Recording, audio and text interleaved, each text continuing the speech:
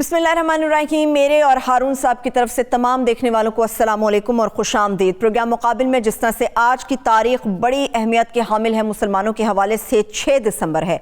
बाबरी मस्जिद की बात करेंगे हम आज के प्रोग्राम मुकाबिल में, जिसकी शहादत को 28 वर्ष मुकम्मल हो चुके हैं। 1992 में बाबरी मस्जिद को हिंदू इंतहा पसंदों की जानिब से शहीद किया गया था। इसके ऊपर मैं तफसील से बात करूंगी कि किस तरह से मुसलमान आज यौम स्याह मना रहे हैं और सुप्रीम कोर्ट ने बाबरी मस्जिद की जगह राम मंदिर की तामीर के हवाले से जो फैसला दिया था उसकी भी आज एक बरसी मुकम्मल हो गई, 1 साल मुकम्मल हो गया, यौम स्याह मनाया जा रहा है। इसके ऊपर तफसील से बात करूंगी, मगर इंटरनेशनल पॉलिटिक्स के ऊपर जाने से पहले, भारत की तरफ बढ़ने से पहले और किसानों के एहतजाज की तरफ बढ़ने से पहले मुल्क की सियासत के ऊपर भी मैं तफसील के साथ बात करूंगी, जिसमें कहा जा रहा है कि 8 दिसंबर आर या फिर पार। लेकिन सवाल यह है कि ये तो खेल सांप और सीढ़ी का है। मालूम करना पड़ेगा कि इस खेल में नुकसान किसका होगा, ऑपोजिशन का या फिर हुकूमत अपने इक़्तिदार से हाथ धोएगी। प्रोग्राम के अगले हिस्से की जानिब बढ़ते हुए हम कुछ इस तरह से कोरोना के हवाले से भी बात करेंगे। आज नून लीग ने वर्कर्स कन्वेंशन किया, उसमें लोगों को जिस तरह से देखा गया, ना समाजी फासले का ख्याल किया गया, ना ही मास्क के हवाले से बात की गई, मगर इस मामले को लेकर, इस वबा को लेकर लोग किस तरह से अपनी जानों से हाथ धो रहे हैं, वो कोरोना के साथ और इसकी अमवात के हवाले से सामने चीजें नजर आ रही हैं। बड़ा अफसोसनाक वाक़ा पेश आया खैबर टीचिंग अस्पताल पेशावर में, जहां पर ऑक्सीजन बर वक्त नहीं मिल पाई और बहुत सारे ऐसे मरीज हैं जो कि इस वबा के जो शिकार हुए वो अपनी जान से हाथ धो बैठे। हारून साहब के पास कुछ एक्सक्लूसिव डिटेल्स हैं इससे मुतालिक, वो भी आपके साथ शेयर करेंगे। इंटरनेशनल पॉलिटिक्स पे बढ़ेंगे, हमसाया मुल्क भारत की बात तो होगी, मगर अफगानिस्तान की जब हम बात करेंगे और अमन अमल के लिए पाकिस्तान जितनी कोशिशें करता रहा है, बहुत बड़ा कदम उठाया गया, बहुत बड़ी पेशरफ्त कहा जा रहा है कि अफगान हुकूमत और तालिबान ने अमन मुज़ाकरात के तरीक़ेकार के सिलसिले में जो इब्तिदाई मुआहदे पर इत्तेफाक किया है वो कितनी बड़ी पेशरफ्त है, कितना इंतहाई और अहम इक़दाम ये साबित होगा, इसके ऊपर बात करेंगे। इसके साथ साथ बात करेंगे मुल्क की सियासत में नैब से मुताल्लिक़। नैब हर एक के गिरद घेरा तंग कर रहा है, मगर ऐसा महसूस होता है कि डिप्टी चेयरमैन सेनेट सलीम मानवी वाला साहब ने अपने आप के गिर्द घेरा तंग करने का फैसला कर लिया गया है। इस तनाज़े का अंजाम क्या होगा, इसके ऊपर भी हारून साहब की एक्सपर्ट ओपिनियन हम हासिल करेंगे। हारून साहब, तारीख की अहमियत के हवाले से तो बात होगी, मगर आज की अहमियत मुल्क की सियासत में यह भी है कि नून लीग का वर्कर्स कन्वेंशन होता है और मरियम साहब ऐलान करती हैं हम जंग जीत चुके हैं, मगर ऐलान होना बाकी है। क्या वाकई ऑपोजिशन या PDM जंग जीत चुका है? नहीं, वर्कर्स कन्वेंशन नहीं, सोशल मीडिया वर्कर्स कन्वेंशन जी। यानी जंग किस चीज़ पे लड़ी जा रही है? सोशल मीडिया पे। और सोशल मीडिया क्या है जिसमें झूठ और सच की तमीज़ ही नहीं हो सकती, सिर्फ प्रोपेगेंडा हो सकता है, यानी जिसकी कोई बुनियाद ही नहीं होती बाज़ चीज़ों की, और उसके जिंदाबाद के नारे लगवाए। वो टेक्निक जो इमरान खान ने इस्तेमाल की थी, देखिए वो इस्तेमाल तो अमेरिका में भी की गई, सदर ओबामा ने भी इस्तेमाल की। वही साहब आए थे जिन्होंने सदर ओबामा के लिए काम किया था, जिस टीम ने, वो पाकिस्तानी थे उसमें कुछ, वो आए थे, मेरी मौजूदगी में मीटिंग हुई थी। मगर ये सोशल मीडिया सेल और ये जो हैं, ये तो गाली गलौज का ज़रिया हैं, इनमें जिंदाबाद वाली कौन सी बात है? ये एक पार्टी ने नहीं बनाए, कई पार्टियाँ, इनको शर्म आनी चाहिए, और अगर कोई हया बाकी हो तो इनको बंद करना चाहिए। इनके होते हुए तो मुल्क में अमन ही नहीं हो सकता। एक तो ये टीवी अज़ाब जान बन गए हैं चैनल, यानी आज़ादी सहाफ़त होनी चाहिए, इसलिए कि आज़ादी सहाफ़त जो है कायद आज़म ने कहा था अगर सही डायरेक्शन पे हो तो कौम की रहनुमाई करती है, और हम जानते हैं तारीख़ी तजुर्बा भी यही है। लेकिन एक तो ये अज़ाब जान बन गए हैं, कुछ लोग किसी के साथ मिले हैं, कोई किसी के साथ मिले हुए हैं, और 2 जर्नलिस्ट तो ऐसे हैं वो अब कुल वक्ती मुशीर हैं मोहतरमा के, और दोनों के बारे में सब जानते हैं, बल्कि तीनों भी, एक मुलाजम है जो वज़ीर भी रहा है, सब जानते हैं कि ये भारत नवाज हैं, और सब जानते हैं कि इनकी बाहर जायदादें हैं और पैसे इनको मिलते हैं। तो ये सोशल मीडिया क्या होता है? मतलब सोशल मीडिया जिंदाबाद, पाकिस्तान जिंदाबाद नहीं। अच्छा, अब आप कहा कि आखिर में कहा कि एक और नारा लगा दें पाकिस्तान, ये पाकिस्तान एक और है, जैसे बाद लोग नहीं कहते कि अल्लाह भी तो है ना, मतलब बाकी सारी एफर्ट्स करेंगे, सारे ऑप्शंस ट्राई करेंगे, फिर देखेंगे शायद अल्लाह भी मदद कर दे अगर दुनिया ना करे तो। बात यह है, ये हिसाब का खेल है और इक़्तिदार का जुनून है। मीर साहब का शेर है कि नए इश्क को है सरफा, मीर तकी मीर का, नए इश्क को है सरफा, नए हुस्न को मुहाबा, इन सोहबतों में आखिर जाने ही जातियाँ हैं। इसका बहुत बुरा अंजाम हो सकता है। इसका ये 69 से कुछ मुशाबहत है इन हालात की جب یحییٰ خان آ گئے تھے اور کچھ 77 سے، اگرچہ 77 میں جانی نقصان بہت ہوا تھا، اب بھی کچھ لوگوں کی کوشش ہے، کل بھی میں نے آپ سے عرض کیا تھا کہ کچھ لاشیں مل جائیں۔ باقی اصحاب کی جنگ ہے، وہ کہتی ہیں فردوس عاشق امان کہتی ہیں گرفتار کر لیا جائے گا، بالکل گرفتار نہیں کیا جائے گا۔ اتنا دمخم ہو تو آپ جلسہ ہی روک دیں، پھر جلسہ کیوں کرنے دیتے ہیں؟ عمران خان صاحب فرماتے ہیں کہ مقدمے قائم ہو تو مقدمے کیا ہوتے ہیں؟ مقدمہ کیا ہوتا ہے؟ جلسہ کرنے دیں گے نا، میں آپ کو بتا رہا ہوں، ملتان میں میں نے آپ کو بتایا تھا نا جلسہ کرنے دیں گے، جلسہ کرنے دیں گے، فیصلہ یہ ہے۔ یہ صاحب کی جنگ ہے۔ وہ غالب نے کہا تھا کہ کھیل لڑکوں کا ہوا دیدہ بینا نہ ہوا۔ دوسرا مصرع مجھے یاد آتا تو میں بھی آپ کو سناتا ہوں۔ یہ بچگانہ کھیل ہے، ایسا لگتا ہے بچے، عمران خان کہا ان کو کہتے تھے بچے، خود بھی بچگانہ حرکتیں کرتے ہیں، گرفتار کر لیا جائے گا، مقدموں کا کیا بنتا ہے جی؟ اور اس ساری کشمکش میں نقصان کس کا ہو رہا ہے؟ نقصان ملک کا ہو رہا ہے۔ فرض کیجئے یہ کامیاب ہو جاتے ہیں، بل تو آر پار کوئی نہیں ہوگا۔ 8 دسمبر کو یہ فیصلہ ہوگا کہ لانگ مارچ ہوگا یا میرا خیال لانگ مارچ کا فیصلہ ہوگا یا نہیں ہوگا، اور استعفے۔ دیکھیے جمعیت علماء اسلام، آتش انتقام میں جلتی ہوئی جمعیت علماء اسلام جو اقتدار سے باہر ہے، اور جس طرح مچھلی اقتدار کے بغیر نہیں رہ سکتی، اب 20 25 30 سال سے وہ بھی اقتدار میں ہے۔ وہ نواز شریف کے ساتھ تھے، وہ زرداری کے ساتھ تھے، وہ مشرف کے ساتھ تھے۔ یہ پہلا واقعہ ہے کہ وہ اقتدار میں نہیں ہے 1990 کے بعد۔ تو نواز شریف صاحب مجھے کہتے تھے، جدہ میں ایک دفعہ میں ان سے ملا تو وہ کہتے تھے میں ہر ایک پہ اعتبار کر لوں گا، مولانا فضل الرحمان پر نہیں کروں گا۔ قاضی صاحب کو کہتے ہیں قاضی صاحب میری بڑی مخالفت کی، مگر ان کی بات دوسری۔ وہ تو لیڈ کر رہے ہیں۔ اچھا وہ لیڈ کر رہے ہیں، جس کے ہاں میں جانتا ہوں انجام اس کا، جس مارکے کے ملا ہو غازی، جس کے یہ منحصر مرنے پہ ہو، جس کی امید نا امیدی اس کی دیکھا چاہیے۔ اب پیپل پارٹی تو اس سے اگری نہیں کر سکتی، پیپل پارٹی کیسے اگری کرے گی؟ تو آر پار والی یہ احسابی جنگ ہے، ایک دوسرے پہ دباؤ ڈال رہے ہیں۔ اچھا فرض کیجئے عمران خان چلے جاتے ہیں، کون سی بھلائی ہو جائے گی؟ کتنے لوگوں کو ہم نے گھر بھیجا، پھر اس سے کیا حاصل ہوا؟ آج تک لیاقت علی خان تو خیر شہید ہو گئے، اس کے بعد ہم حکومتیں بدلتے رہے۔ نہرو نے کہا اتنی میں دھوتیاں نہیں بدلتا جتنی پاکستان میں حکومتیں بدلتی ہیں۔ بھائی امن ہوتا ہے تو استحکام ہوتا ہے، استحکام ہوتا ہے تو ترقی کا عمل شروع ہوتا ہے۔ صحیح۔ بے یقینی میں کبھی ترقی نہیں ہو سکتی۔ اور وہ فرماتی ہیں کہ یہ تابعدار ہے اور ایماندار ہے، تنزن کہتی ہیں، اور وہ جس نے ایمانداری سے خدمت کی۔ بھائی آپ کے والد گرامی ہیں، وہ بجائے ارشاد، مگر یہ کہ وہ ایبسکانڈر ہیں، مفرور مجرم ہیں، ملزم نہیں۔ اور یہ اس جج نے انہیں کہا ہے کہ جس کے بارے میں یہ کہا جاتا ہے کہ وہ نرمی سے کام لیتے ہیں۔ ہارون صاحب ججوں کے مزاج ہوتے ہیں نا، ہارون صاحب وہ تو کہتے ہیں کہ یہ انتقام ہے، جو آپ نواز شریف صاحب کی بات کر رہے ہیں۔ نواز شریف صاحب نے کہا یہ تو انتقام ہے، عوام کے اندر جو مقبول لیڈر ہیں ان کو مجرم بنا دیا گیا۔ نہیں، عدالت کا فیصلہ ہے نا جی۔ نہیں، سوال یہ ہے کہ آپ سپریم کورٹ کا یا ہائی کورٹ کا حکم نہیں مانتے تو کس کا حکم مانیں گے؟ پھر نظام رہے گا کہاں؟ پھر طوائف الملوکی ہوگی۔ اتفاق سے مجھے آج وہ میر کے بھی شعر یاد آ رہے ہیں، غالب کے بھی۔ وہ میر صاحب نے کہا تھا جب یہ طوائف الملوکی پھیلی تھی، اورنگزیب کی مرنے کے 5 سال کے بعد شروع ہو گئی تھی، اور عیاشی شروع ہو گئی اور فوجوں کو تنخواہیں بر وقت نہیں ملتی تھیں، تو میر صاحب نے کہا تھا چور اچکے سکھ مرہٹے شاہ و گدا سب خواہاں ہیں، چین سے ہیں جو کچھ نہیں رکھتے، فقر ہی ایک دولت ہے یہاں۔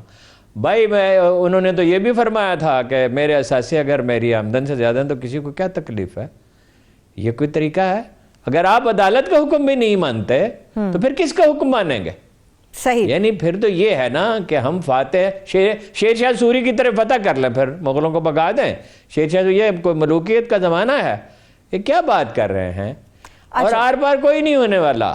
یہاں دیکھیے وہ اس نے تو اگست میں کیا تھا عمران خان نے، آپ کو یاد ہے؟ جی مجھے یاد ہے۔ تو اس وقت بھی اس کے لوگ چند دن کے بعد جو تھن ہونا شروع ہو گئے تھے، دن میں ہوتے تھے رات کو، اور آخر میں نہایت شرمندگی کے ساتھ اس کو وائنڈ اپ کرنا پڑا تھا۔ وہ یہ دسمبر اور جنوری میں کریں گے لانگ مارچ، اور ان کے لوگ بیٹھے رہیں گے۔ یہ کس کو اپنا دھمکا رہے ہیں اور کس کو دھوکہ دینے کی کوشش کر رہے ہیں؟ قرآن مجید کہتا ہے وَلَا يَخْدَعُونَ إِلَّا أَنفُسَهُمْ۔ کچھ لوگ ایسے ہوتے ہیں وہ دوسروں کو دھوکہ نہیں دے رہے ہوتے، اپنے آپ کو دھوکہ دے رہے ہوتے ہیں۔ صحیح۔ ہارون صاحب تو کوئی آر پار ہونے والا نہیں ہے۔ ہارون صاحب، مریم صاحبہ نے آج کے سوشل میڈیا ورکرز کنونشن میں کچھ اور بھی فرمایا تھا. اگر میرے پروڈیوسر وہ چھوٹا سا کلپ دکھا دیں تو ہارون صاحب کی اس کے اوپر اوپینین لیں گے کہ اس بات کا مطلب کیا ہے. جی، اگر آپ کی پارٹیوں نے استعفے دینے کا فیصلہ کیا تو میری پاکستان کے منتخب نمائندوں سے یہ ریکویسٹ ہے کہ کسی دباؤ میں آنے سے انکار کر دینا. جو مجبوری کی تحت بھی جس نے پارٹی سے دغا کیا، لوگ اس کے گھروں کا گھیراؤ کریں گے انشاءاللہ تعالی. ہارون صاحب، باقی ساری باتیں سمجھ میں آ رہی ہیں، یہ گھروں کا گھیراؤ کرنے والا کیا معاملہ ہے؟ نہیں کر سکتے. دھمکی ہے، اس کو کہتے ہیں گیدڑ بھبکی. دیکھیے، اخبار نویسوں کو تو اردو بھول ہی گئی، اب تو پنجابی اس میں سوچتے ہیں پھر اردو میں ترجمہ کرتے ہیں. اس کو کہتے ہیں گیدڑ بھبکی. گیدڑ کیا کر سکتا ہے؟ شیر نہیں ہے، یہ گیدڑ ہیں. یہ گھیراؤ کیسے کریں گے جی؟ یہ ان کے لوگ نہیں تھے جو 2002 میں چودھری پرویز الہی کے ساتھ چلے گئے تھے اور ٹھاٹ سے انہوں نے 5 سال حکومت کی تھی اور ان کے دور میں ترقیاتی کام بھی زیادہ ہوئے تھے. تو یہ کوئی پارٹی ہے اسٹیبلشمنٹ سے لڑنے والی؟ اگر یہ اسٹیبلشمنٹ سے لڑنے والی پارٹی ہو اور اس کی لیڈرشپ کو ذرا دیکھ لے، ورکر تو اس میں ہے ہی نہیں. اس میں تو یہ پیسے دے کے بسوں پہ لاد کے اور کھانے کا وعدہ کر کے انہیں لے کے آئیں گے. دیکھیں، یہ ممکن ہے عمران خان جتنا بڑا جلسہ کر لیں، فرض کیجئے، مگر عمران خان کے جلسے میں بریانی نہیں بٹی تھی، لوگوں کو بسوں پہ نہیں لایا گیا تھا. اگر کہیں لائے گئے لوگ تو وہ لائے گئے لوگوں کے وہ ورکروں نے خود ہی چندہ جمع کیا، خود ہی لے آئے. اور کوئی لائے ہوں گے تو بہت تھوڑے لوگ لائے ہوں گے. تو ان کے ایم این ایز کا اور ایم پی ایز کا ریکارڈ، ویسے اس پوری اشرافیہ کا ریکارڈ کیا ہے؟ صرف نون لیگ کی کیا بات ہے؟ کاب لیگ کا کیا ریکارڈ ہے؟ اور پیپلز پارٹی کا کیا ریکارڈ ہے؟ لوگ چلے جائے سارے. وہ لوگ کہتے تھے کہ بالکل سوال ہی نہیں پیدا ہوتا، جو لوگ بڑے بڑے دعوے کرتے ہیں. پیپلز پارٹی کے کتنے لوگ بیٹھے ہوئے ہیں پی ٹی آئی میں، اور پی ٹی آئی پہ برا وقت آیا تو یہی لوگ دوسری پارٹیوں میں چلے جائیں گے. اور رہ گیا گھیراؤ، تو یہ گھیراؤ کر نہیں سکتے. عوام میں انتشار تو امیدواروں کو لیا کیوں تھا نواز شریف نے؟ وہ انتشار پھیلانا اور بات ہے. دیکھیے، وہ چاہتے یہی ہیں انتشار ہو، مارشاء اللہ لگے. ٹھیک ہے، اگر مارشاء اللہ لگتا ہے تو عمران خان تو گیا نا اس کے بعد. جی، ان میں سے کچھ لوگ ایسے ہیں، میں نے آپ کو کچھ لوگ، میں نام نہیں لینا چاہتا، کچھ لوگوں کا نام بتایا. ایک نگران وزیر اعظم ہے، انہوں نے لکھا ہے، نگران وزیر اعلیٰ صاحب لکھا ہے کہ مارشاء اللہ لگ جائے تو عمران خان تو چلا جائے گا، ایک مقصد تو حاصل ہو جائے گا. عالی جناب کی جائیداد لندن میں بھی ہے، واشنگٹن میں بھی ہے، اس کا کوئی 7-8 سال سے وہ ٹیکس کا 1.25 کروڑ کا نوٹس بھی پڑا ہوا ہے. ایک پرویز رشید صاحب ہیں، وہ خاندانی ملازم ہیں ان کے. یہ ٹھیک ہے کہ انہوں نے پیسے نہیں بنائے، وہ خاندانی ملازم ہیں. یہ فکر اکثر جب میں سنتا ہوں تو مجھے نظر آتا ہے پرویز رشید صاحب. ایک اور صاحب ہیں جو کمیونسٹ تھے، ایک دن وہ امریکہ کے ساتھ مل گئے، انہوں نے ایک NGO بنا لی اخبار نویسوں کی. ایک وہ ہے مشیر ان کے. تو اسی طرح کی چیزیں ہوں گی نا جب انتشار پسند جمع ہوں گے. ٹھیک. اور رہ گئے اپنا خان صاحب، تو آپ انہوں نے شیخ رشید سے یہ نہیں پوچھتے کہ ریل کے ایک ڈبے میں جس میں 40 سیٹیں ہیں اس میں 45 آدمی تک سوار ہو جاتے ہیں اور کسی کے منہ پہ ماسک نہیں ہوتا، 1-2% پہ ہوتا ہے. وہ تو شیخ رشید صاحب تھوڑے دن کے لیے اپنی سیاست نہیں بند کر سکتے. یہ سارے ایک عجیب و غریب قسم کے لوگ ہیں. وہی ہیں، کھیل لڑکوں کا ہوا دیدہ بینا نہ ہوا. صحیح. ہارون صاحب، مریم صاحبہ فرماتی ہیں کہ نواز شریف صاحب نے اپنی جان کو ہتھیلی پر رکھا تھا اور دہشت گردی سے نجات دلانے کے لیے ان کے والد گرامی نواز شریف صاحب نے ضرب عضب و رد الفساد کو شروع کیا. یہ جنگیں ان کے والد نے لڑی. انہوں نے نہیں شروع کیا تھا، وہ فوج نے بنائی تھی. جنرل کیانی کے دور میں یہ پروسیس شروع ہوا. کریڈٹ اس کا جنرل راحیل نے زیادہ لیا. جنہوں نے جو شمالی وزیرستان میں کارروائی شروع کی تو اس میں طیارے بھی استعمال کیے، سب کچھ کیا، اور وہ جنرل باجوہ کے دور تک پھیل گئی. اور وہ پبلسٹی کے بڑے شوقین تھے، انہوں نے اپنی آواز تک بدل لی تھی. آج کل وہ لابی کر رہے ہیں نواز شریف صاحب کے لیے، اور کچھ اور افسر بھی کر رہے ہیں. تو وہ انہوں نے تھوڑی شروع کیا تھا، وہ تو سارا منصوبہ فوج نے بنایا بڑی ارکریزی کے ساتھ. کراچی میں بھی فوج نے کیا. یہ ضرور ہے کہ کراچی میں انہوں نے رکاوٹیں نہیں ڈالی. کراچی میں انہوں نے رکاوٹیں نہیں ڈالی. پیپلز پارٹی نے تو رکاوٹیں بھی ڈالی تھی، امن کمیٹی بنائی تھی، وہ خود ٹیررسٹوں کا ایک گروہ تھا. صحیح، ٹھیک ہے. انہوں نے نہیں کیا. باقی کیا خدمت کیا نواز شریف صاحب نے؟ کتنے خرب روپے جمع، کتنے اربوں ڈالر جمع کیے ہیں ان کے بھائی نے، ان کی صاحبزادی نے، ان کے بھتیجوں نے. اور انڈیا سے جو ویزے پہ سلمان فون کرتا تھا، سلمان شہباز، اور وہ جو لوگ آتے تھے انڈیا سے، تو وہ کس لیے آتے تھے؟ جن کو ارجنٹ ویزا دیا جاتا تھا. وہ عبد الباسط صاحب نے بیان کیا نا کئی دفعہ، کیا خدمت کیا انہوں نے، جتنی دولت بنائی. کبھی حکمران بھی بزنس کیا کرتے ہیں. وہ بلبن کے پاس ایک آدمی آیا، Balban one of the greatest kings in the history of subcontinent. وہ ایک ہندو سیٹ ہے، اس نے کہا 1 کروڑ روپے دوں گا ملاقات کے لیے. 1 کروڑ! یو امیجن اس زمانے میں 20-25 پاؤنڈ ہوں گے ایک روپے کا، اور میرا خیال ہے کہ 10 روپے تولے سونا ہوگا اس وقت. اس نے کہا نو. انہوں نے بادشاہ نے، ان لوگوں نے کہا بادشاہ وہ اپنا لوگ جو ہیں رعایا کے لوگ، خوشحال لوگ نذرانہ پیش کیا ہی کرتے ہیں. اس نے کہا بھائی 1 کروڑ روپے کی پیشکش کر رہا ہے، کوئی غرض ہوگی نا اس کو. ٹھیک ہے، تو بادشاہ کاروبار تھوڑی کیا کرتے ہیں. ٹھیک، چلیے مجھے ہارون صاحب بریک کی تو طرف تھانوں میں بھی کاروبار ہونے چاہیے، ڈی سی آفس میں بھی ہونے چاہیے. ٹھیک، بریک کی طرف جانا ہے، بریک کی طرف چلتے ہیں. جب بریک سے واپس آئیں گے تو موجودہ کورونا کے حوالے سے اور سیاست کے اوپر تو بات چلے گی، مگر ہماری گورننس، ہماری غفلت کتنی جانیں نگل لیتی ہے، اس کے اوپر میں تفصیل سے بات کروں گی. ہمارے ساتھ رہیے.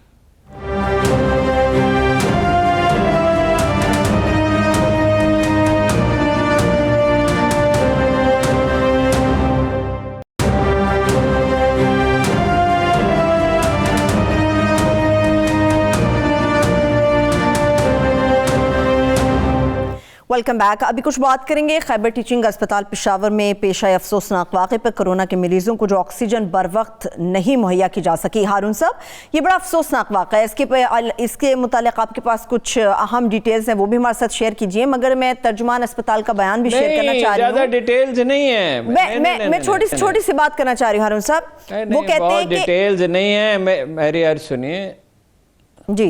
جی ہارون صاحب، کہ وہ بعض یعنی شاید یہ کہتے ہیں کہ تعداد 6 نہیں ہے، تعداد 17 ہے.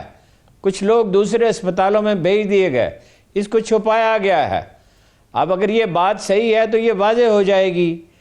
دیکھیے نا، اب انتظامیہ کیا کہتی ہے، کمیٹی تو بنا دی، 48 گھنٹے میں رپورٹ پیش کرے گی. کوئی ایک مسکین سا وزیر بڑی وضاحتیں پیش کر رہا تھا کہ یہ ہو جائے گا، وہ اصل میں ایسا ہوا. اسپتال کی انتظامیہ بھی کہتی ہے کہ وہ اصل میں آرڈر تو دیا ہوا تھا، وہ تاخیر سے پہنچا، 8-9 بجے پہنچنا چاہیے تھا، صبح 3 بجے پہنچا. بھائی 2-4 دن کا آپ کرونا کا موسم ہے اور آپ کو پتا ہے کسی وقت بھی اس کا بھی دباؤ ہے، تو آپ 2-3 دن 4 دن کا پنڈی سے آنا تھا وہ آکسیجن کے سلنڈر، تو آپ 2-4 دن کا سٹاک نہیں رکھ سکتے. یہ کتنی عجیب بات ہے. یعنی ایک تو یہ وزیر اعلیٰ سے پوچھا جانا چاہیے. بھائی وزیر اعلیٰ کی ڈیوٹی ہوتی ہے نا، فائنلی وہ ذمہ دار ہے. اور ہیلتھ منسٹر سے بھی پوچھا جانا چاہیے. یہ حال ہو گیا ان حالات میں، ان خطرناک حالات میں کہ گیس کے سلنڈر ختم ہو گئے اور 2-4 دن کا ریکارڈ بھی نہیں ہے. اصل میں دیکھیے، ایک تو پولیٹیکل لیڈرشپ کا لیول گر گیا. کہاں تو لیاقت علی خان تھے جن کی جرابوں میں بھی پیبند لگے ہوئے سوراخ تھے، اور بنیان بھی پرانی تھی، اور ہزاروں ایکڑ زمین چھوڑ کے آئے تھے، وہ بھی نہیں لی. راجہ غضنفر تھے، راجہ صاحب محمود آباد تھے، عبدالرب نشتر تھے. ان کے بیٹے سائیکل پہ نظر آتے تھے مار روڈ پہ جب وہ پنجاب کے گورنر تھے. اور افسر بھی کیسے تھے. یہ سائی وال میں جہاں یہ پلانٹ لگا ہے کوئلے کا، جو ان کا ارادہ تھا میاں منشا کو دینے کا، تو وہ تو انہیں موقع ہی نہیں ملا. وہاں گیس کا پلانٹ لگانے سے 70s کی بات ہے، پچھلی صدی کی، یعنی کہ 50 سال پہلے اے جی این قاضی نے انکار کر دیا. اس نے کہا وہ خدا کے بندو، اتنی فرٹائل زمین اور نسل کشی کا مرکز تھا جانوروں کا، اتنی فرٹائل زمین سائی وال اور سرگودا کی زمین کے بارے میں کہتے ہیں کہ آدمی کاٹ کے بو دو تو وہ بھی اگائے گا، تشبیہاً وہ کہتے ہیں. تو اس نے کہا نہیں، حالانکہ اس سے تو گیس سے تو پولوشن نہیں پھیلنی تھی، کوئلے سے تو پولوشن پھیلتی ہے. ہزاروں ایکڑ زمین برباد ہو گئی. بس سول سروس کیسے تباہ ہوئی ہے، آپ ذرا غور کریں. اس میں محکمہ صحت بھی شامل ہے. ایوب خان کو یہ بتایا گیا کہ اردو سپیکنگ افسر ہے بہت زیادہ تعداد میں. تو یہ فطری بات تھی نا، وہ کیپٹل سے آئے تھے، وہ حیدرآباد دکن سے غلام محمد آئے تھے بطور حکمران کے. وہ جیسے بھی تھے وزیر خزانہ کے طور پہ، انہوں نے قائد اعظم کو لکھ کے بھیج دیا تھا کہ یہ انٹائٹلمنٹ نہیں ہے جہاز میں آپ کے لیے الگ میز لگائی جائے، چونکہ آپ بابائے قوم ہیں، فادر آف دی نیشن ہیں، اس لیے رعایت دی جاتی ہے. مطلب یہ کہ آئندہ کوئی رعایت نہ. قائد اعظم بھی انہوں نے بھی کمال یہ کیا کہ انہوں نے کہا کہ نہیں، میں نہیں لگواؤں گا میز اس میں، ٹھیک ہے. حالانکہ وہ بوڑھے تھے, بیمار تھے, ضرورت تھی, اور کوئی یہ کوئی تعیش نہیں تھا. اچھا, اے جی این قاضی کا میں نے آپ سے ذکر کیا, چودھری محمد علی تھے جن کی پاکستان بنانے میں اتنی بڑی کنٹریبیوشن ہے کہ وہ فائنانس منسٹری لیاقت علی خان نے لے لی, بعد میں اس پہ Abul Kalam Azad India ones freedom پڑھے, اتنا پچھتاتے ہیں کہ بڑی غلطی کی. جی لیاقت علی خان کو فائنانس منسٹری تھے, اصل میں چودھری محمد علی چلاتے تھے, اور ان کی بیگم کھانا پکاتی تھی مہمانوں کے لیے, چھٹی کے دن بھی میٹنگ ہوتی تھی, اور سال میں شاید ہی کبھی انہوں نے کوئی چھٹی کی ہو. اچھا, پھر اس کے بعد بھی گئے گزرے دور غلام اسحاق خان جیسے آدمی تھے کہ ان سے پوچھا گیا لندن سے تشریف لائیں, کیا خریدا؟ کہنے لگے ایک سویٹر خریدا تھا, اور اتنی آرٹ بارگیننگ وہ کرتے تھے جس کو کہتے ہیں یہ بابڈا کا آئیڈیا انہیں کا تھا, اگرچہ ان خطوط پہ نہیں چلا. اچھا, آج کے دور میں بھی ڈاکٹر سڈل جیسی مستثنیات ہیں, مگر مستثنیات ہی ہیں, اور بھی چند اچھے افسر ہوں گے جنہیں ہم نہیں جانتے ہوں گے. آئی جی ہیں مثلاً سندھ کے, مگر اتنا. ایوب خان نے اردو سپیکنگ افسروں کو نکالا, بھائی وہ دلی سے آئے ہیں, لکھنؤ سے آئے ہیں, حیدرآباد دکن سے آئے ہیں. پھر یا خان نے بہت سے افسر نکال دیے, 1000 سے اوپر, پھر کچھ 1400 نکال دیے بھٹو صاحب نے, بیوروکریسی کا بیڑا غرق کیا, اس کو کوئی تحفظ حاصل نہیں ہے. جو رہی صحیح کسر تھی وہ شریف خاندان نے پوری کر دی. وہ کہتے ہیں ہمیں ڈوئرز چاہیے, ہمیں کام کرنے والے چاہیے. 20ویں والے گریڈ کی جگہ پہ 18 گریڈ کا آدمی لگا دیں گے. ویسے تو خان صاحب بھی یہی کر رہے ہیں نا کہ خاص علاقے کے لوگوں کو انہوں نے لگا دیا ہے, اس سے شکایتیں پیدا ہو رہی ہیں. او بھائی, افسر شاہی میرٹ پہ ہوتی ہے, یہ 3000 سال کی تاریخ ہے. چین میں میرٹ پہ تھی تو چینیوں نے اتنی ترقی کی, اس دور میں انہوں نے وہ مکان بنائے اور وہ ایجادات کی, بارود اور کاغذ اور ریشم. ہارون صاحب, ہم دنیا کو تب فالو کرتے ہیں جو چیزیں ہمارے مفاد میں ہوتی ہیں. نہیں, ہم تو دیکھیں نا, سیکھنے کی کوشش ہی نہیں کرتے نا. میرٹ دیکھیے, 3 چیزیں ترکوں سے لی ہیں انگریزوں نے. عدالتی نظام پہ بھی اثر ہے, اسپین کا بھی اثر ہے, ترکوں کا بھی اثر ہے. نیکٹائی ترکوں کی ایجاد ہے. پتلون ہے ہی ترکی زبان کا لفظ, ترکی میں کہتے ہیں پینٹالون, ٹھیک ہے, اور وردی پوش فوج. بھائی میرٹ پہ اس کا کیا سوال ہے, اردو سپیکنگ ہے یا نہیں ہے, یا پنجابی ہے یا سندھی ہے یا بلوچ ہے, اس کا کیا سوال ہے؟ کوٹا کیا ہوتا ہے مطلب سول سروس میں؟ اور سول سروس میں وہ ٹریننگ کے ادارے تھے, اور ترک جب اپنے دور عروج پہ تھے تو انہوں نے یہ پابندی رہی کہ شاہی خاندان کا آدمی وزیر اعظم نہیں ہوگا, بادشاہ تو ہوگا, یعنی ایک طرح کی آئینی بادشاہت کی بنیاد رکھی. وہ تو پرنس سلیم نے اسے انحراف کیا تو اس کے بعد خرابی شروع ہوئی. بھائی یہ یعنی گیس کے سلنڈر نہیں ہیں, کتنی عجیب بات ہے, چند دن کا سٹاک نہیں ہے. اس سے وزیر اعلیٰ سے پوچھیں نا, اور وزیر صحت سے پوچھیں, اور وہ ہسپتال کے عملے سے بھی ضرور پوچھیں. لیکن وہ تو کہتے ہیں ہارون صاحب 100 کے قریب آکسیجن سلنڈرز ہیں جو سٹینڈ بائی پہ رہتے ہیں, ناگزیر وجوہات کی بنا پر فراہمی نہیں ہو سکی. سٹینڈ بائی پہ تو ہوتے ہیں. مجھے اس کا تجربہ ہے. 2000 میں میری بیٹی وہاں داخل تھی ہاسپٹل میں, کبھی ایسا نہیں ہوا کہ ہولی فیملی ہاسپٹل کوئی بہت بڑا ہاسپٹل بھی نہیں ہے, لیکن آدمی معقول تھے. ذوالفقار چیمہ صاحب کے بھائی نثار چیمہ وہ تھے, تو وہ نہ صرف یہ کہ وہ گیس کا سلنڈر ہر وقت مہیا ہوتا تھا, بلکہ وہ ڈاکٹر مستقل چکر لگاتے رہتے تھے, خود سپرنٹینڈنٹ چکر لگاتا رہتا تھا. اس پہ کسی نے شکایت کی, ایک فوجی افسر بھاگا ہوا آیا کہ یہ کیسے ہو گیا جی, اور یہ ڈاکٹروں کا کمرہ تھا. تو اس نے کہا, چیمہ صاحب نے کہا, ڈاکٹروں کا کمرہ اسی لیے ہوتا ہے نا ایمرجنسی میں استعمال ہو جائے, تو یہ پیسے دے رہے ہیں علاج کے لیے, تو آپ کون ہے اعتراض کرنے والے؟ وہ فوجی افسر اپنا منہ لے کے چلا گیا. وہ کسی اخبار نویس نے حسد میں, آپ اندازہ لگائیے کہ بچی بیمار ہے اور اس کی زندگی خطرے میں, ایک اخبار نویس نے حسد میں خبر چلا دی, ٹھیک ہے. لیکن یہ ہسپتال, ڈاکٹر تو دنیا کے بہترین لوگ سمجھے جاتے تھے, آج بھی ایسے ڈاکٹر موجود ہیں. میں پچھلے جب مجھے کرونا ہوا اور اس کے بعد جب پرابلمز بڑھے تو میں وہاں گیا, ایک ہاسپٹل میں چغتائی لیب والوں کا ہے, تو I was turn to discover کہ انہوں نے میرے ساتھ اتنی بحث کی, اتنی تفصیلات پوچھی کہ میں حیران رہ گیا. ڈاکٹر بھی ویسے ہی ہو گئے, کاروباری ہو گئے, اور انتظامیہ کا بھی اتنا زوال ہو گیا. افسوس کی بات ہے, بس کیا اس پہ کہا جا سکتا ہے. ٹھیک ہے, چلیے ہارون صاحب آگے بڑھتے ہیں. افغانستان کی صورتحال ان کو تو ووٹ دیے تھے گڈ گورننس کے لیے, عمران خان کو تو گڈ گورننس کے لیے ووٹ دیے تھے. یہ کیسی گڈ گورننس ہے؟ ویسے گڈ گورننس کہتے ہیں ابھی بھی کے پی کے میں ہے, باقی جگہوں پہ نظر نہیں آتی. شاید کے پی کے میں اب اس قسم کی گڈ گورننس ہمیں دیکھنے کو ملے گی. نہیں, کیا کے پی میں زوال ہو رہا ہے, پولیس میں بھی, محکمہ صحت میں بھی زوال. ٹھیک ہے, چلیے افغانستان کی طرف. محمود خان اور عثمان بزدار جیسے لوگ نہیں صوبے چلایا کرتے, یہ بچگانہ بات ہے یہ بالکل. اچھا, افغانستان کے حوالے سے ہارون صاحب بات کرتے ہیں. اس وقت جو پڑوسی ملک افغانستان ہے اس میں کہا جائے سب سے عام ضرورت صرف جنگ بندی کی ہے. امن مذاکرات کے سلسلے میں یہ جو بڑا قدم اٹھایا گیا ہے, کیا سمجھتے ہیں کہ کتنا مثبت ثابت ہوگا, کتنا بہتر رہے گا یہ؟ اگر اس پہ عمل ہو گیا تو افغانستان نجات پا جائے گا, امن ہو جائے گا اور اس پورے خطے میں امن ہو جائے گا. دیکھیے, اس میں روسیوں نے کوشش کی ہے, اس میں چینیوں نے بہت کوشش کی ہے, ان کی بہت انویسٹمنٹ ہے. افغانستان کی کوئی اکانومی نہیں ہے, کوئی انڈسٹری نہیں ہے, نہریں تک نہیں ہیں, ریلوے لائن تک نہیں ہے. دیکھیے چین وہاں ریلوے لائن بچھا سکتا ہے, ہم ہم بھی اس میں ہیلپ کر سکتے ہیں, ہمارا تجربہ ہے 150 سال کا. ہم وہاں واخان کی پٹی کے ذریعے سینٹرل ایشیا میں داخل ہو سکتے ہیں. چین جو ہے وہ خشکی کے راستے چاہتا ہے افغانستان سے آگے سینٹرل ایشیا میں داخل ہو جائے, اور وہاں سے فی الحال تو چینی جو ہیں وہ ساری دنیا کے چکر کاٹ کے یورپ اور امریکہ پہنچتے ہیں. وہ ملائیشیا, انڈونیشیا, فلاں, اور پھر نہر سویز سے ہوتے ہوئے پھر کتنا لمبا چکر انہیں پڑتا ہے. یہ خشکی کا راستہ اگر کھل جائے, ترکی نے ایک ٹرین آپ کو پتہ نہیں چلا دیا ہے افغانستان تک, ایک یہ ٹرین چلا دیا انہوں نے ارمچی تک, ترکی سے ارمچی تک 5 ملکوں سے وہ گزرتی ہے, 2 سمندروں سے گزرتی ہے.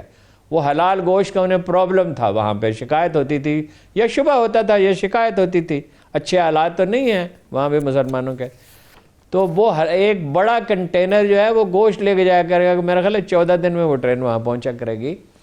تو افغانستان کو تو ضرورت ہی امن کی ہے, وہ باہر چیز.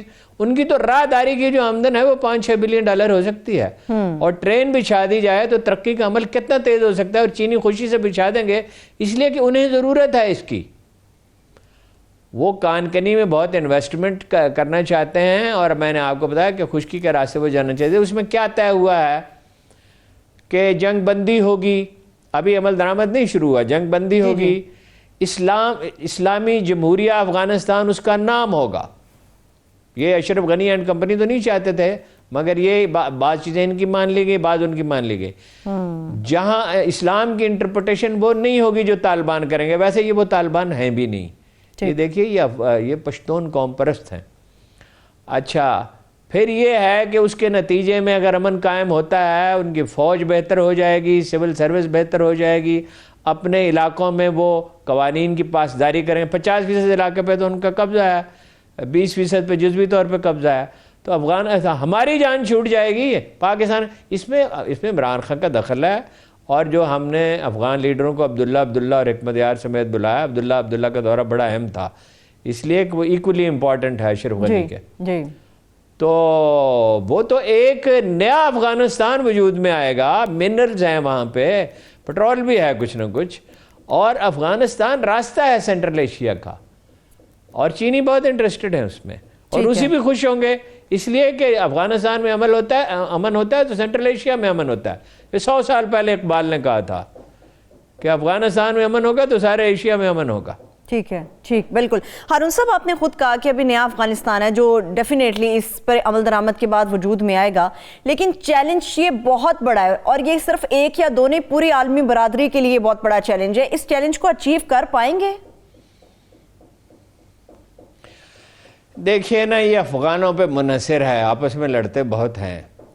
ویسے تو ایرانیوں نے بھی انویسٹمنٹ بہت کی ہے وہاں میں. انڈیا نکل جائے گا افغانستان سے, انڈیا ایران سے نکل گیا. دیکھیے یہ کتنی بڑی تبدیلی ہے. آج ایران میں انڈیا نہیں ہے, افغانستان سے نکل جائے گا. وہ کوشش کریں گے انڈین اس کو سبوٹاج کرنے کی کوشش کی. اڈے انہوں نے خالی کر دیے امریکیوں نے, مگر اس طرح خالی کیے ہیں کہ اگر ہنگامی لینڈنگ کرنا پڑے تو کر سکیں, اور تھوڑی سی فوج رہ جائے گی, 2 اڈے صرف رہ گئے. اب یہ افغانوں پہ منحصر ہے. ہمیں بھی چاہیے کہ نہایت تحمل کے ساتھ, ہم نے بڑی ہی سلیقہ مندی کے ساتھ اس کو ڈیل کیا ہے, بہت سے ملکوں کو اعتماد میں لیا ہے. اگر ہو گیا تو یہ دنیا تو ویسے یہ بدل ہی رہی ہے. دیکھیے امریکہ جو ہے 37% اس کی اکانومی شرنک کر گئی ہے، وہ واحد غالب قوت اب نہیں ہے، اب نئے پلیئرز ہیں. چینی معیشت کو اتنا نقصان نہیں پہنچا. یہ مریم تو آج چیخ رہی تھی نا، یہ ہو گیا پاکستان میں، یہ ہو گیا کرونا سے، امریکہ میں اس سے زیادہ ہوا ہے. آپ کو پتہ ہے کرونا کے لیے کتنا نیا بجٹ انہوں نے رکھا ہے اس کے نقصانات کی تلافی کے لیے؟ $900 بلین. $900 بلین. پاکستان سے تھوڑی سی زیادہ آبادی ہے ان کی، اور ان کا دفاعی بجٹ کتنا ہے؟ $700 بلین. اس سے بھی زیادہ نقصانات ہوئے ہیں. تو یہ دنیا بدل رہی ہے، ہمیں اس کی بدلتی ہوئی دنیا کا ادراک کرنا چاہیے. نہ ہماری اسٹیبلشمنٹ کو پورا ادراک ہے، نہ حکومت کو ہے، اور اپوزیشن کو تو اللہ کے فضل سے ایک ہی کام ہے کہ ہنگامہ کیا جائے. اور آپ نے یہ دیکھا ہے کہ اسرائیل کے معاملے میں کوئی مارچ کرنے کا ان کا ارادہ نہیں ہے. اگر عمران خان چلا جائے تو بس کافی ہے، ملک کے سب مسئلے حل ہو جائیں گے. اسرائیل کے خلاف کسی نے مارچ کرنے کی بات کی؟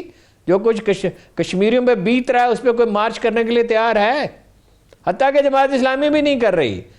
سراج الحق صاحب جس کی بہرحال خدمات ہیں اس میدان میں بے شمار، جنہوں نے کشمیری مہاجروں کو سنبھالا، ان کی مدد کی، کشمیر میں زلزلہ آیا تو 12,000 یتیم بچوں کی پرورش کی، وہ بھی سراج الحق صاحب کہہ رہے ہیں حکومت کو ختم کرنے کے لیے لانگ مارچ کریں گے. اچھا حکومت ختم ہو گئی، آپ کو ملے گی حکومت؟ آپ کو کیا فائدہ ہوگا؟ چلیے میں بریک کی طرف بڑھ رہی ہوں. ہارون صاحب، دنیا بدل رہی ہے، اس کا پورا ادراک نہیں ہے ہمیں. ٹھیک ہے، ایک بریک کی طرف چل رہے ہیں. ہارون صاحب نے کشمیر کی بات کی، اسرائیل کی نہ صحیح مگر اپوزیشن کشمیر کے حوالے سے اتنی بات ضرور کرتی ہے کہ پلیٹ میں رکھ کے کشمیر بھارت کے نریندر مودی کو دیا گیا. ایک چھوٹی سی بریک کی طرف چلتے ہیں. جب بریک سے ہم واپس آئیں گے تو بات کریں گے اس تنازع کی جو ایک نئی صورت اختیار کرتا جا رہا ہے. یہ ڈپٹی چیئرمین سینٹ سلیم مانڈوی والا اور نیب کے بیچ کا تنازع، اس کا انجام کیا ہوگا، یہ ہارون صاحب سے جانیں گے. ایک چھوٹی سی بریک کے بعد ہمارے ساتھ رہیے.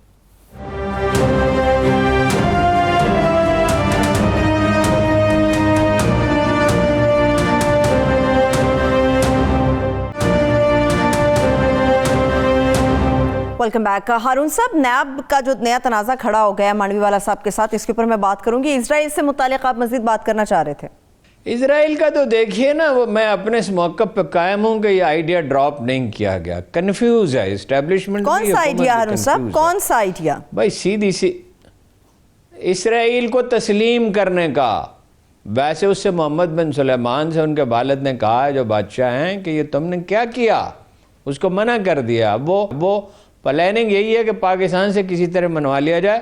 متحدہ عرب امارات والے میڈیا گروپ سے رابطہ قائم کر رہے ہیں، جرنلسٹوں سے کر رہے ہیں، اور بڑی لابنگ ہو رہی ہے. کشنر پھر پہنچا ہوا ہے وہاں، وہ ڈونلڈ ٹرمپ کا داماد، ٹھیک ہے نا. اس کو ڈراپ نہیں کیا گیا. اس آئیڈیا کو کنفیوز ہے. بھائی پارلیمنٹ میں لے جاؤ، بڑی سادہ سی بات ہے. ریفرینڈم کرا لیں یا پارلیمنٹ میں لے جائیں. اس کو جب تک قوم کو اعتماد میں آپ نہیں لیں گے. وہ کہہ رہے ہیں کہ ہم آپ کو کشمیر کا مسئلہ حل کرنے میں مدد دیں گے، اسی طرح جیسے انہوں نے فلسطین کا مسئلہ حل کیا ہے. اور اس کا ڈیفنس منسٹر کہتا ہے، اسرائیلی وزیر اعظم کا ڈیفنس منسٹر کہتا ہے یہ جھوٹا ہے، عادی جھوٹا. یہ اس نے کہہ کے اس کے خلاف ووٹ ڈالا ہے. نئے الیکشن کی ڈیبیٹ وہاں ہو رہی تھی. تو آپ اس پہ اعتبار کریں گے. اس کو ایک کھلی بحث ہونی چاہیے اور سنجیدہ بحث ہونی چاہیے، مسخرہ پن نہیں ہونا چاہیے. ٹھیک ہے، ایک اور بحث ہے ہارون صاحب، اس کی طرف بڑھتے ہیں. تمام پہلوؤں پہ ہارون صاحب بات کروں گی، مگر کیا دو ادارے ٹکرانے جا رہے ہیں؟ سینٹ آف پاکستان اور نیب ٹکرانے جا رہے ہیں؟ نہیں، وہ دیکھیے، نہیں ٹکرائیں گے. دیکھیے بات یہ ہے، یہ تو ہم ماننے نہیں کہتے کہ نیب والے فیر ہیں، لیکن یہ ہمارا مزاج ہے کہ مبالغہ بہت کرتے ہیں. یہ سینٹ کا اور نیب کا جھگڑا نہیں ہے، یہ سلیم مانڈی والا خاندان کا اور نیب کے کچھ افسروں کا جھگڑا ہے، جو طے ہونا چاہیے. اس کا جائزہ لیا جانا چاہیے کہ کیا انہیں جو نوٹس دیا گیا وہ ٹھیک دیا گیا یا نہیں دیا گیا. وہ یہ ان کی کوشش یہ ہے کہ سینٹ کو متصادم کرا دیں، اور وہ کہہ رہے ہیں کہ خواہ اپوزیشن کا ہو خواہ حکومت کا ہو، یہ کیسے ممکن ہے. اور ٹینشن میں وہ اتنے تھے کہ میرے دل چاہا، اگر میرے جاننے والے ہوتے تو میں انہیں مشورہ تھا کہ کسی اچھے ڈاکٹر کے پاس جائیں. ڈاکٹر مبشر تو فوت ہو چکے ہیں جو علاج کرتے تھے اس طرح کی چیزوں کا، کچھ اور لوگ موجود ہیں. تو یہ ہماری اشرافیہ ہے نا، یہ 2.5 سال کیوں نہیں بولے؟ یہ حکومت میں آئے ہوئے، بلکہ اس سے بھی پہلے کے عرصے میں یہ نیب کے خلاف کبھی انہوں نے بات کی تھی؟ ان کے بھائی کو نوٹس دیا یا ان کو نوٹس دیا تو یہ نیب کا اور سینٹ کا تصادم ہو گیا. ہمارا کیا تعلق ہے پھر؟ عوام کا تو کوئی تعلق نہ ہوا. یہ ان کی ڈگریاں چیک کریں, یہ اپنی ساری ڈگریاں اور اپنے سارے اثاثے سینیٹر بھی سارے چیک کرائیں. ٹھیک ٹھیک, قوم کو تو یہ مطالبہ, میڈیا کو تو یہ مطالبہ کرنا چاہیے. ٹھیک ہے. لیکن ہارون صاحب, چند دن پہلے چیئرمین نیب جاوید اقبال صاحب کے ساتھ ایک ملاقات بھی ہوئی تھی. انہوں نے یقین دہانی کرائی تھی کہ آپ کا معاملہ ہم خود دیکھیں گے. اس کے باوجود مانڈوی والا صاحب نے بیان بازی کی ہے, پریس کانفرنس کی ہے. کیا یہ تنازع کھڑا کرنا چاہ رہے ہیں, چیزوں کو متنازع بنانا چاہ رہے ہیں؟ اس کی ٹائمنگ دیکھیں نا, یہ وقت کون سا ہے. اس وقت اپوزیشن یہ چاہتی ہے نا کہ خرابی ہو, دباؤ ہو, زیادہ سے زیادہ حکومت پہ بھی ہو, اسٹیبلشمنٹ بھی ہو, تاکہ سودے بازی کی جا سکے. باقی وہ جو بات کر رہے ہیں وہ تو اتنی سطحی اور اتنی مذہقہ خیز ہے. اس سینٹ کا اور نیب کا کیا تنازع ہے, کس بات پہ؟ کیا سینٹ کے خلاف ہے نیب؟ سینٹ کے خلاف ہے نیب یا سینٹ نیب کے خلاف ہے؟ اگر اس میں نیب کے قوانین میں اصلاحات کی ضرورت ہے جو نہ زرداری نے اپنے دور میں کی نہ نواز شریف نے کی, اور اب کر لیں اس میں اصلاحات. سینٹ میں ایک بل پیش کریں نا اصلاحات کا, وہی قومی اسمبلی سے بھی منظور کرا لیں, نیگوشیٹ کریں, بات کریں. دیکھیے ویسے تو دیکھیے انصاف تو نہیں کرتی نیب. خسرو بختیار کے معاملے میں تو وزیر اعظم صاحب نے بھی جب آج تراش لے کے ان کے بھائی کا مسئلہ, یہ کیا بات ہے, ان کے بھائی کا مسئلہ ہے. 250 ارب روپے ان کے ایسٹ ان کے پاس کہاں سے گئے, یہ الزام ہے, اس کا جواب دیا جانا چاہیے. عدالتوں میں بھی بحث ہو رہی ہے اور معاملے کو لٹکایا جا رہا ہے. لیکن یہ مبالغہ اتنا کرتے ہیں. وہ اس نے کہا, اسحاق ڈار نے, کہ 1 درجن آدمی مر گئے. وہ ایک افسر تھا ISI کا سابق, اس کو نوٹس ملا تھا ایسٹس بیانڈ مینز کا, اس کا انتقال ہوا. اس کی تفتیش اگر کوئی کرنا چاہے تو کرنی چاہیے کہ کیا اس پہ کوئی ذہنی دباؤ ڈالا گیا یا نہیں ڈالا گیا. اسد صاحب غالباً ان کا نام تھا, بریگیڈیئر ریٹائر تھے. اور کیا مبالغہ اتنا کرتے ہیں, یہ ہماری جنگ ہے, یہ ہمارا مسئلہ ہے. سلیم مانڈی والا اور اس کے بھائی کو نوٹس مل گیا. اگر وہ غلط ملا ہے تو یہ عدالتیں کس لیے ہیں؟ روز وہ نیب والوں کو ڈانٹ ڈپٹ ہوتی ہے عدالتوں میں. اگر کہیں وہ غلطی کرتے ہیں تو وہاں چلے جائیں نا. ٹھیک ہے. لیکن ہارون صاحب, یہ سینٹ اور نیب کا جھگڑا نہیں ہے. ٹھیک ہے, لیکن ٹھیک ہے, وہ بنانے کی اب یعنی کہ کوشش کی جا رہی ہے. اصلاحات کی آپ نے بات کی ہے, بل کے اوپر آپ کو یاد ہوگا کچھ ایسی امینڈمنٹس تھی جس کے اوپر حکومت نے ان کا موقف تسلیم نہیں کیا, کچھ ایسی چیزیں تھیں جس کے اوپر اپوزیشن ان کے ساتھ کھڑی نہیں ہوئی. تو ایسے میں معاملہ کیسے حل ہو سکتا ہے؟ چاہتے ہی نہیں ہے نا, یہ چاہتے ہیں کیسے, وہ اس کو چھوڑیں, اس کو ہم بڑی دفعہ کر چکے. یہ نہ یہ اصلاحات چاہتی ہے حکومت, نہ وہ چاہتے ہیں. ٹھیک ہے, چلیے. حکومت اپنے مخالفین کو رگڑنا چاہتی ہے اور یہ چاہتے ہیں ان کے کیسز ختم ہو جائیں. ٹھیک ہے, ٹھیک ہے ہارون صاحب, چلیے آگے بڑھ جاتے ہیں. ہارون صاحب, آج کی تاریخ کی کچھ اہمیت کے حوالے سے بات کرتے ہیں. میں بھارت کے حوالے سے اور خاص طور پہ بابری مسجد سے اس کا آغاز کرنا چاہ رہی ہوں. آج یوم سیاہ منایا جا رہا ہے مسلمانوں کی طرف سے. بابری مسجد کو شہید کیے ہوئے مکمل 28 برس ہو گئے ہیں. دیکھیے یہ پہلا برس ہے. ویسے تو 92 میں بابری مسجد شہید ہوئی تھی, 450 سال پہلے بنی تھی. ظاہر ہے بابر کے نام پہ اس کا نام رکھا گیا ہے تو اس وقت بنی تھی. اور 450 سال تو انہیں کبھی اعتراض ہوا نہیں. 47 کے بعد اچانک انکشاف ہوا کہ یہ رام کی جنم بھومی ہے. جی, جیسے اسرائیلیوں پہ انکشاف ہوا کوئی یعنی 3000 سال کے بعد, 2500-3000 سال کے بعد, کہ یہ ہمارا علاقہ ہے. 7% ان کی آبادی تھی اس علاقے میں یہودیوں کی, اور پھر وہ ان کا علاقہ ہوگا کیونکہ برطانیہ ان کا سرپرست تھا. اسی طرح یہ انکشاف ہوا ہے ان پہ کہ یہ رام مندر ہے اور یہاں بننا چاہیے اور ان کی جنم بھومی ہے. یہ پہلے تو آپ کو پتہ نہیں چلا. اس سے پتہ یہ چلتا ہے کہ کس قدر پاگل پن جنون سوار ہو چکا ہے. وہ جو مسولینی اور ہٹلر پہ ہوا تھا, جو کبھی نپولین پہ ہوا تھا, وہ روس میں جا کے گھس گیا تھا اور اپنی عظیم الشان فتوحات انہیں برباد کر لی تھی. بعض لوگوں کا ظرف ہی نہیں ہوتا. دلچسپ بات بیچ میں ایک یاد آ گئی, وہ آپ کو بتا دوں کہ نپولین جو ہے وہ عربیون نسل تھا تو وہ کرسچین ہی, اور وہ فرینچ نہیں تھا, اٹلی سے آیا تھا. ہاں, اٹلی سے آیا تھا, اور اس کے خون میں وہی جذباتیت تھی جو بعض عربوں میں ہوتی ہے.